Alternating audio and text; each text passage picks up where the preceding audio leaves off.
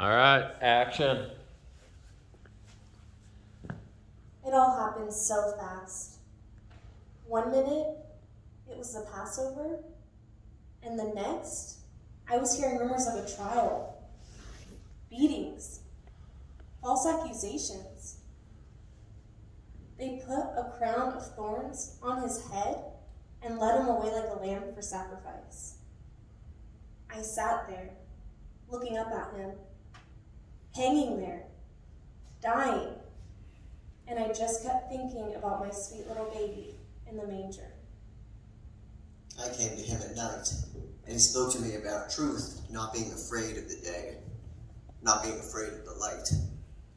But I was afraid. Nicodemus, elder of the Sanhedrin, was afraid. I was afraid of being considered one of his followers. I had many questions, too. He spoke about the wind and being born of the Spirit. Now, I am a studied man, well-versed in the Scripture, but his teachings were beyond me. He also spoke of 2 births, but I didn't understand. I wanted to, but I didn't understand. Nobody hangs on a cross because he wants to. I did what I did.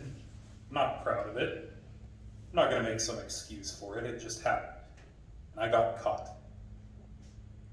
The day of my trial, I couldn't eat. Hope will do that to you. The hope of being pardoned. But there'd be no mercy for me that day. I went numb when I heard the word crucifixion. I'd watched them growing up, so I knew what was in store. The fear that gripped me was indescribable. The fear tries to kill you before the nails do. All of them could doubt and second guess, but I didn't have those questions. I knew. As I saw him hanging there, all I could remember was the manger. You see, they think they have it wrong. They think that they were tricked, hoping and wanting a Messiah bad enough to conjure up belief, but I knew. The road was unbearable. Every step gets you closer and closer to unrelenting torture, but there's no way back. The only comfort I have is that this won't last forever. I'll die soon. God had to be with him. That's what I said to him. God has to be with you. Otherwise, you would not be able to perform these signs and wonders. And they were wonders. The blind saw, the deaf heard, the lame walked, and the dead. Lazarus, he was dead. And now he's not. I've never seen anything like these miracles. I was the one that the angel Gabriel came to. I remember it like yesterday, sitting in my room. The wonder and majesty of that moment. The star, the stable, the shepherds, the wise men, the manger. I knew he was the Son of God. And I knew this didn't have to happen. He could have made them stop. Why? Why was this happening? The man beside me, he was innocent. I knew it. It was in his eyes. He didn't deserve this. And the crowd was unlike any I had seen before. The mob hated him.